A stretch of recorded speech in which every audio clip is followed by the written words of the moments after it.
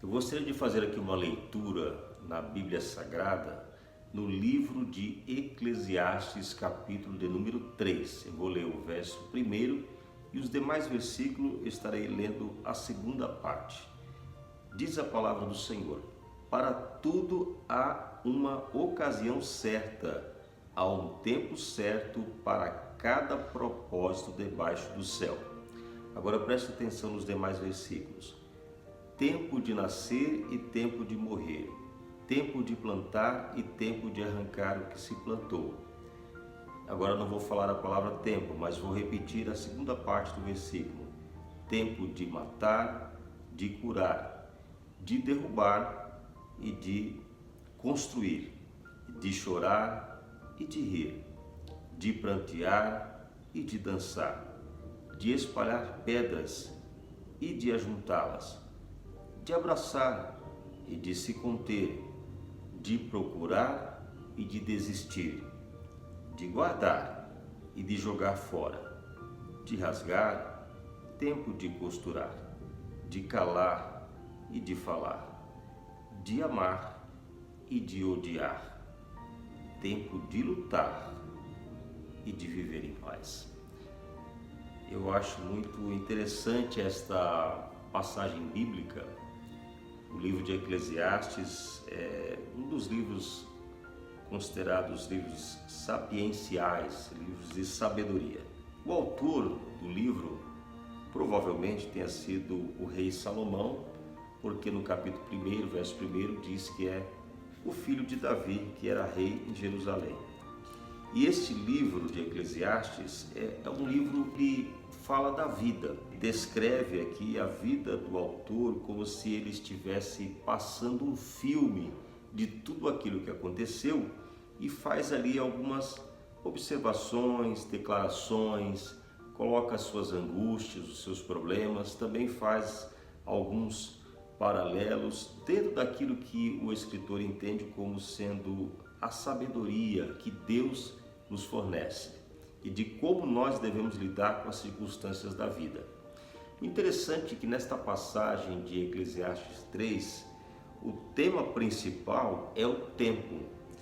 E tempo é uma coisa que nós não temos domínio sobre ele. No livro de Gênesis, no capítulo 1, verso 1 e 2, diz que no princípio, quando Deus criou os céus e a terra era sem forma e vazia, onde as trevas cobriam a face do abismo, o Espírito de Deus se movia sobre a face das águas, disse Deus, olha só, haja luz e houve luz. Verso 4 diz que Deus viu a luz que era boa e separou a luz das trevas. E Deus chamou a luz dia e as trevas chamou noite. Passaram-se a tarde e a manhã, esse foi o primeiro dia. Olha que interessante então. Deus, ele dará as referências para que houvesse o tempo. Então, esta circunstância de coisas que ocorrem para que se produza o tempo, ela não está sob o nosso domínio. Ela pertence a Deus, está debaixo da vontade e do propósito de Deus. Tiago diz lá no capítulo 4, no versos de número 13 em diante, que muitas vezes nós dizemos hoje e amanhã nós faremos tal coisa naquela cidade, passaremos ali um ano, faremos negócio, ganharemos dinheiro. O irmão Tiago, ele diz que isso é como se fosse uma pretensão nossa achar que podemos dominar o tempo. Ele até faz aqui um questionamento: vocês nem sabem o que acontecerá amanhã, o que é a sua vida? Uma pergunta. E ele diz que ao invés de dizermos dessa maneira, deveríamos falar o seguinte: se o Senhor quiser, viveremos e faremos isto ou aquilo. Inclusive o próprio Jesus, nosso Cristo amado, ele também colocou esta questão do tempo como algo primordial no propósito de Deus para a vida humana. Em Marcos capítulo 1, verso 14 em diante, diz assim: depois que João foi preso, Jesus foi para a Galileia, proclamando as boas novas de Deus. O tempo é chegado, dizia ele. o reino de Deus está próximo. Arrependam-se e creiam nas boas novas. Bom, eu não vou me prolongar nesta meditação de hoje, mas o que nós estamos aprendendo aqui é que o tempo é algo que pertence a Deus. O tempo ele tem o seu conceito físico, matemático, como nós aprendemos na escola, mas sabemos que todos esses conceitos, essas leis da física foram criadas por Deus.